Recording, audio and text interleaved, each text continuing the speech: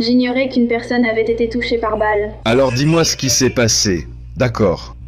Et je ne veux plus de mensonges. Cette femme, Olivia Clendinen, avait un mari et un petit ami, et aucun des deux ne connaissait pas l'existence de l'autre jusqu'à ce qu'ils se retrouvent à la même fête. Et pour Dan, je suis vraiment heureuse qu'il aille bien. Après une période difficile, il a traversé beaucoup de choses. Clendin a saisi une arme et a tiré 8 coups. Que s'est-il passé ensuite? On vous emmène dans la salle d'interrogatoire et vous ne croirez pas ce qu'elle a dit. Nous suivons l'affaire de Law and Crime. Je suis Chris Stewart.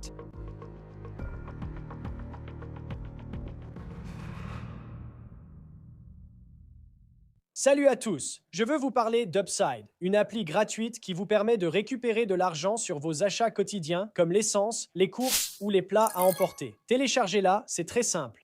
Profitez d'une offre dans l'un de leurs plus de 100 000 points de vente. Ensuite, vous payez comme d'habitude avec votre carte, vous vérifiez l'achat et vous récupérez de l'argent. Je l'ai utilisé quand je fais le plein d'essence ou quand je prends un plat à emporter un soir. Il suffit de chercher des offres sur Upside. Ensuite, après avoir dépensé, l'argent apparaît dans mon application, puis je le transfère directement sur mon compte bancaire. C'est tout. Les utilisateurs fréquents d'Upside gagnent en moyenne 254 $ par an. Pour recevoir votre cashback, cliquez sur le lien dans la description ou scannez le QR code et saisissez le code promo OTC pour profiter de 25 centimes de bonus par gallon lors de votre premier plein. Olivia Clendin, elle était professeure de danse et avait un mari ainsi qu'un petit ami. Oui, un mari et un petit ami. Le problème, c'est qu'aucun des deux hommes ne connaissait pas l'existence de l'autre. Jusqu'au nouvel an 2025, où ils se sont tous les deux présentés à la même fête. Et selon les procureurs, c'est à ce moment-là qu'ils ont compris qu'ils sortaient tous les deux avec la même femme. L'information est parvenue à Olivia Clendinen et franchement, elle a perdu la tête. Littéralement, elle s'est rendue à la fête, a pris une arme à feu et a commencé à ouvrir le feu sur les gens à la fête. Elle a tiré 8 coups et elle a touché un homme qui n'avait rien à voir avec tout ça. Le gars s'appelait Daniel Johnson et il était simplement assis sur le porche, s'occupant de ses affaires. Maintenant, vous pouvez voir là des images du tribunal de lui fournies par WLWT à Cincinnati, où il a parlé de cette expérience éprouvante et des dégâts que Clendin lui a vraiment causés. Mais revenons à Clendin. Après la fusillade, la police l'a interrogée et voici le moment où elle a découvert que quelqu'un avait effectivement été touché. J'ignorais qu'une personne avait été blessée par balle. Alors, comment un triangle amoureux s'est-il transformé en fusillade depuis une voiture qui va envoyer cette femme en prison pour très longtemps? Voici ce que vous devez savoir. Préparez-vous. Olivia Clendinen était mariée à un homme nommé Zach Howard. Mais selon les procureurs, elle avait aussi une relation avec un autre homme, son ex-petit ami qui s'appelait Corey. Comme je l'ai dit plus tôt, aucun des deux hommes ne savait pour l'autre. C'est une situation compliquée. Tout cela a changé la veille du nouvel an 2025. D'après le bureau du procureur du comté de Warren, les deux hommes étaient à la même fête sur Doroth Road, canton de Clear Creek. Et à un moment donné dans la soirée, ils ont compris qu'ils sortaient tous les deux avec la même femme. Clendin a découvert qu'ils étaient ensemble. Et selon ses propres mots, lors de l'interrogatoire, elle était furieuse. Elle a essayé d'appeler son mari, mais il ne répondait pas. Alors elle est montée dans la Jeep de sa mère et elle est allée directement à la fête. Elle n'y est pas allée seule. Sa belle-mère, donc la mère de son mari, était dans la voiture avec elle. Lorsqu'elle est arrivée à la maison, elle est entrée. Selon elle, c'est à ce moment que la situation a dégénéré. Clendin affirme que Corey a tenté d'avoir des rapports sexuels, mais elle a refusé et une dispute a éclaté. Et puis elle a dit que c'était Corey, son ex-petit ami, qui lui a tendu une arme, un pistolet de calibre 40. Elle a dit qu'il lui avait demandé de la prendre juste pour leur faire peur. Elle est montée à l'arrière de la Jeep. Et alors qu'elle sortait de l'allée, elle a tiré 8 coups en direction de la maison. L'une de ces balles a touché Daniel Johnson. Il n'avait que 29 ans, il avait été invité à la fête et il était simplement assis sur le porche. Il ne faisait que s'occuper de ses affaires quand une balle lui a traversé l'abdomen. Clendinen est partie, mais elle n'est pas allée bien loin. Selon un rapport d'accident, elle a accidenté la Jeep de sa mère sur Clean Road. Un voisin a alors appelé la police. Lorsque les agents sont arrivés, ils ont trouvé Clendinen blessé. Sa voiture était endommagée et, à l'extérieur du véhicule, il y avait un pistolet de calibre 40 avec un chargeur et une cartouche. À l'hôpital, ils l'ont soignée pour des blessures mineures et prélevé son sang. Elle a dit à la police avoir bu 3 verres de whisky, mais elle ignorait encore ceci. Quelqu'un a été blessé par ces tirs. Daniel Johnson a été hospitalisé en urgence, maintenu en vie artificiellement et opéré. Il a vraiment eu de la chance de survivre. Pendant un moment, personne ne savait s'il allait s'en sortir. Quant à Clendinen, elle était interrogée. Elle a commencé par dire qu'elle n'avait aucune idée de la raison pour laquelle elle était là. Elle a dit qu'elle avait eu un accident. Elle a dit qu'elle n'avait aucune idée de quoi que ce soit d'autre. Mais le détective ne croyait pas à cette histoire. La police dispose désormais des images de caméras corporelles de cette nuit-là et nous avons aussi l'interrogatoire qui a suivi. Voici la vidéo publiée récemment. Donc, pour l'instant, vous avez le droit de garder le silence, d'accord? Tout ce que vous direz pourra être retenu contre vous devant un tribunal. Vous avez le droit de parler à un avocat et d'en avoir un présent lors de l'interrogatoire. Si vous n'avez pas les moyens d'engager un avocat vous sera commis d'office avant tout interrogatoire si vous le souhaitez. Vous pouvez exercer ces droits à tout moment et choisir de ne répondre à aucune question ni de faire de déclaration. Comprenez-vous vos droits? J'ai besoin que vous entouriez cela, que vous mettiez vos initiales ici, que vous signiez et que vous datiez. Permettez-moi d'abord de vous demander, savez-vous pourquoi vous êtes ici? Vous n'en avez aucune idée. Je veux dire, j'ai eu un accident et ils ont fait des analyses de sang et j'ai eu un OBI à l'hôpital. D'accord. Mais à part ça, vous n'en savez rien. Non. D'accord. Simplement au-delà du seul accident. Elle affirme qu'elle était seule dans la voiture lors de l'accident, qu'elle l'a accidenté. Le voisin est sorti, puis le policier est arrivé, et c'était tout. Mais le détective sait qu'il y a autre chose dans cette histoire. Zach Howard, c'est mon mari. Et Corey est mon ex-petite amie. Ses amis. Son ami. Il s'appelle Zach Brown. Et Zach Cox. Ce sont les gars pour qui nous nous disputions.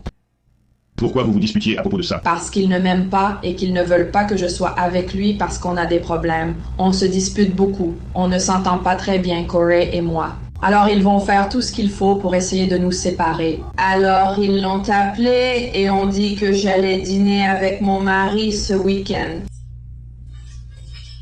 Elle affirme être allée chez sa belle-mère vers minuit, être restée jusqu'à 5 ou 6 heures du matin et qu'elles n'ont fait que discuter. Je lui parlais juste, essayant d'expliquer. Je n'ai personne, je ne sais vers qui aller. Mes amis me détestent à cause de l'homme que j'ai choisi.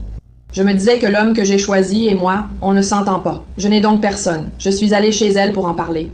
Et elle était là pour moi, elle m'a réconfortée. Ensuite, elle raconte à la police qu'elle est passée en voiture devant la fête. Autour du cercle de la disette, donc la 123, parce que je savais que mon mari traînait avec mon ex-petite amie. Où ça? Chez mon ex-petite amie à Springboro. Près de la 123 et White Nurse 741, et je viens littéralement de quitter la maison de ma belle-mère. Où habite Corey? À Springboro. C'est la maison dont tu parles? Oui, d'accord. D'accord, donc c'est sa maison. Il a une maison juste sur cette route ici, et il y a une route qui traverse comme ça. D'accord. Je voulais juste passer en voiture en haut de la colline pour vérifier si mon mari était encore là avant de rentrer. Je n'ai pas vu sa voiture. J'ai continué mon chemin. J'ai essayé de l'appeler sans succès. Je lui ai demandé de me rappeler, de me parler, mais il refusait. En colère, j'étais prête à rentrer chez moi, et c'est alors que j'ai percuté la glissière de sécurité. Contre quoi étais-tu en colère? Il ne veut pas me parler, mon mari. Tu l'as appelé après l'accident? Oui, je l'ai fait parce que j'ai essayé de l'appeler plusieurs fois avant. Il ne répondait pas, mais ensuite, il décroche après. Et je lui dis, j'ai eu un accident à cause de toi. T'es où? Mais tu savais où il était. Tu as vu sa voiture, non? Ouais. Non, sa voiture n'était pas là. J'ai roulé, juste passé devant pour voir s'il était encore là, s'il était avec lui, peu importe. Et il n'y était pas. Je me suis dit, peu importe. Et j'ai continué à essayer de l'appeler, voir où il était, voir s'il répondait. Voiture normale, celle de ma mère. Je l'ai rappelé, il a fini par répondre. Je lui ai demandé où il était. Où as-tu dit qu'il était? Il ne m'a pas répondu. Je lui ai dit, Zach, je viens d'être arrêté. Je pourrais être blessé. Il s'en fichait. J'ai dit, peu importe. Je l'ai laissé tomber. Donc tu étais en colère. Tu étais vraiment furieux contre lui. Ouais. Oui, parce que mon ex-petit ami et mon mari, qui sont deux personnes distinctes, traînent ensemble, m'intimident alors qu'ils se détestent. Ce n'était pas juste pour moi, et j'ai essayé de leur dire à tous les deux, laissez-moi tranquille, et aucun des deux ne voulait le faire. Je suis passé devant la maison de Corey, et sa voiture n'était pas dans l'allée. Alors je me suis dit, où est-ce qu'il est? C'est là que j'ai vraiment commencé à m'énerver. Oh mon Dieu, il faut vraiment que je rentre à la maison. Je suis tellement en colère en ce moment parce que j'allais commencer à appeler mon mari depuis la maison de ma mère. Donc j'essayais de rentrer chez moi. Je me disais, je vais appeler depuis le téléphone de ma mère. Je sais qu'il répondra à cet appel. Le détective écoute. Il a été patient, mais maintenant il lui pose une question qui va tout bouleverser. Vous avez déjà tiré avec une arme à feu? Dans des salons d'armes, j'ai déjà tiré avec une arme, mais pas pour m'amuser ou quoi. Tu en as une? Tu en possèdes une? Non, je ne devrais pas. Je ne devrais pas. Non, je n'en ai pas. Aucune raison que quelqu'un soit dans ta voiture. Non, je n'ai pas d'arme dans ma voiture. Alors? Je n'ai jamais eu d'arme dans aucun de mes véhicules. Jamais. D'accord, tu vois, je n'essaie pas. Je ne crois pas ce que tu me dis. Toute cette histoire. Qu'est-ce que tu veux dire? Quelqu'un a été touché par balle ce soir. Zach ou Corey, par exemple. Non, pas Zach ni Corey. Et il y avait une arme trouvée à l'extérieur de votre voiture avec un chargeur et une cartouche sur les lieux de l'accident. Soit tu me mens, soit tu sais que quelqu'un était avec toi et a fait quelque chose de stupide. Et tu seras tout aussi coupable si c'est la vérité, si tu ne nous dis pas ce qui s'est vraiment passé cette nuit-là. Je sais que tu me mens, et je sais que tu sais ce qui s'est passé. Tout s'emboîte parfaitement. N'est-ce pas? C'est ça. Quelqu'un s'est fait tirer dessus, il l'a raté. J'ignorais que quelqu'un avait vraiment été blessé par balle. Alors dis-moi ce qui s'est passé. D'accord. Et je ne veux plus de mensonges. J'étais avec ma belle-mère. D'accord. Et nous traînions ensemble, contrariés, comme je l'ai dit. Mon mari. Tu étais en colère. En fait, je buvais. Oui, je buvais du whisky. Elle buvait du jus d'orange ou quelque chose comme ça. Et quand j'ai essayé d'aller chez Corey pour récupérer Zachary, Mon mari. je me suis disputée violemment, une dispute vraiment énorme. Et avec qui? Avec Corey. D'accord. Tu vois, maintenant tu commences à avoir raison. Ouais, c'est correct. Dis, d'accord, on va s'en tenir à la vérité, n'est-ce pas? Correct. Oui, on va le faire. Oui, on va le faire. Parce que ça ne va pas bien se passer si tu ne me dis pas la vérité. D'accord, non. Je suis prêt. Je vais vous dire la vérité. J'étais un peu pompette, mais je sais ce qui s'est passé, monsieur. D'accord, que s'est-il passé? Alors, Corey et moi, on s'est vraiment disputés. Il essayait d'avoir des rapports sexuels avec moi chez lui quand j'y suis allée pour récupérer mon mari. Ah, donc tu t'es bien arrêté là. Oui, c'était plus tôt, oui. Et il essayait de me toucher et je disais non, non, non, arrête. Genre, arrête ça. Jane, tu faisais la fête avec son mari. Je n'y suis pas restée pour faire la fête. J'y suis allée juste pour faire sortir mon mari de la maison. Je savais qu'il y avait de la drogue. J'ai dit non, reste loin. Et puis les hommes ont commencé à devenir un peu turbulents. Et Corey m'a donné ce pistolet. Ce pistolet appartenait à Corey. Hi, Fleur. Pourquoi? Pour effrayer un peu Sarah, d'accord. Et ensuite, qu'est-ce qui s'est passé? Eh bien, quand j'ai commencé à partir, il disait des conneries, courait après la voiture de ma mère, ça m'a vraiment fait flipper. J'ai tiré dessus. Tu as tiré dessus. C'est exact. Sur qui as-tu tiré? J'ai tiré sur la maison, littéralement seulement sur la maison. J'ignorais que quelqu'un avait été touché. Combien de fois as-tu tiré? 2 fois. Tirer 2 fois? Oui, parce que je ne tire pas vraiment avec des armes à feu. Ce n'est pas mon genre de truc. Je ne savais pas ce que je faisais. Et je n'ai visé personne personnellement, pas du tout. Et l'arme m'a été donnée par Corey avant qu'il dise « Tiens, prends ça ». Je ne l'ai pas effrayé. Tu avais une arme et tu as tiré, non? C'est ça. Pour effrayer quelqu'un. Oui, c'est ça. Et tu as fini par toucher quelqu'un par balle. C'est horrible. Je te jure que je ne savais pas ça. J'ignorais que quelqu'un avait été touché par balle. Mais tu sais, tu as tiré en direction de la maison. Oui. Vers la zone du garage. Sa maison est organisée comme ça, un Porsche à l'avant, puis j'ai tiré droit vers cette zone du garage. Je ne savais pas que quelqu'un avait été touché. Je ne le savais pas. Et puis le détective lui a dit qui elle avait touché. On a tiré sur Daniel. Daniel. Et oui, il est sous assistance respiratoire en ce moment parce que tu lui as tiré dessus. Je n'arrive pas à croire que quelqu'un ait vraiment été blessé par balle et soit sous assistance respiratoire à cause de mes actes en ce moment. Honnêtement, je n'arrive pas à y croire.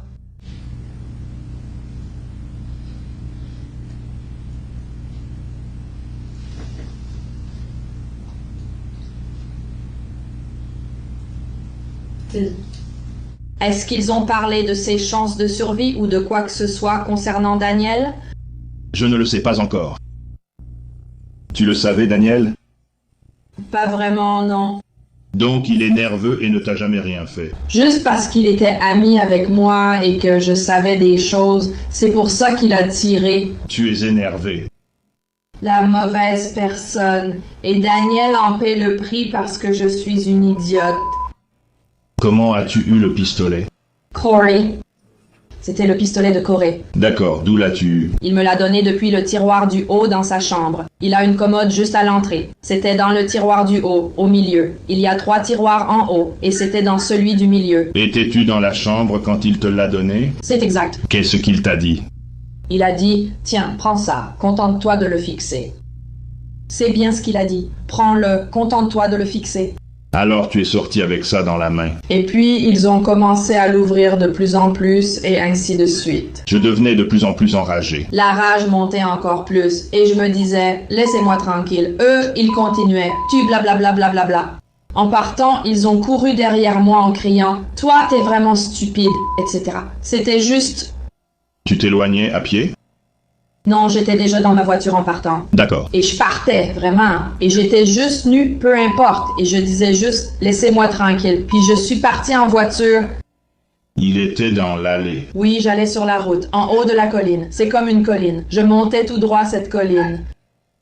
Est-ce qu'il y avait quelqu'un assis sur le porche? Pas que j'ai vu, non. Il y avait juste Daniel et un type que je n'ai même pas reconnu. D'accord. Et mon mari que j'avais vu. Donc, alors que vous marchez vers votre voiture, vous vous retournez simplement et vous tirez. Non, j'étais dans le véhicule. J'étais dans le véhicule. Dans l'allée. Oui, j'étais dans le véhicule, dans l'allée, en train de partir. Je ne l'ai pas fait à l'extérieur de la voiture, ou quoi que ce soit comme ça. Côté passager ou côté conducteur? Conducteur! 2 coupes de feu. Je ne savais pas que quelqu'un avait été touché. D'accord. Pas du tout. Puis-je poser une question? Absolument. Dans quel sens votre voiture était-elle stationnée? En direction de la grange. En direction de la grange. Et t'as tiré sur les conducteurs parce que j'ai fait ça pour sortir de l'allée. D'accord. Tirer vers la zone du garage, en haut de la colline à gauche. Alors, où était-elle lors de l'accident? Non, elle n'était pas avec moi lors de l'accident. Elle ne voulait rien avoir à faire avec ce qui s'est passé. Elle était sortie. Elle n'était pas sortie. Mais l'arme était toujours dans la voiture. Mais quand j'ai eu l'accident, je suppose que l'arme a été projetée hors de la voiture. Mais elle était toujours sur le siège comme sur le plancher côté passager. Alors, est-ce que votre belle-mère est sortie pour les affronter? Non. Elle est restée dans la voiture. Savait-elle que vous aviez une arme en montant? Oui. Parce qu'elle savait que Corey m'avait donné l'arme. Et moi, Porez juste, elle en a parlé? Non, rien. Elle avait quelque chose à dire? Elle n'a tout simplement pas dit ça. Après ton tir, que s'est-il passé? Que disait-elle? Elle paniquait complètement. Elle hurlait et me suppliait de la laisser sortir. La laisser sortir. Où est-elle allée? Aucune idée. Où l'as-tu laissé descendre? Je ne lui ai pas reparlé. D'accord. Eh bien, pour l'instant, vous allez être placé en état d'arrestation. Vous comprenez ça? Vous allez aller en prison.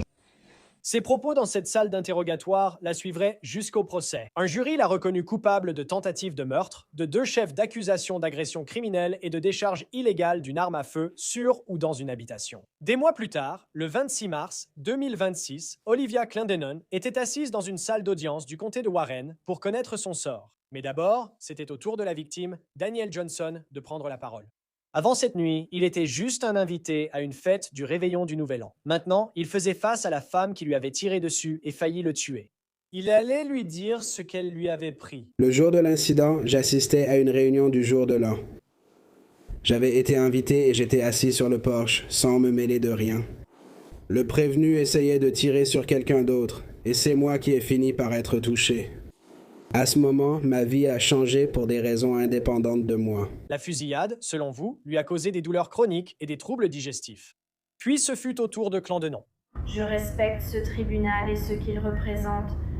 Je voudrais simplement dire que je tiens profondément à ma famille, à mes amis, à mon entreprise et à ceux qui comptent sur moi dans ce monde. Je suis très fière de l'impact que j'ai eu sur ma communauté et sur les enfants que j'entraîne et que j'élève en quelque sorte avec leurs parents. Et je continuerai à le faire à l'avenir.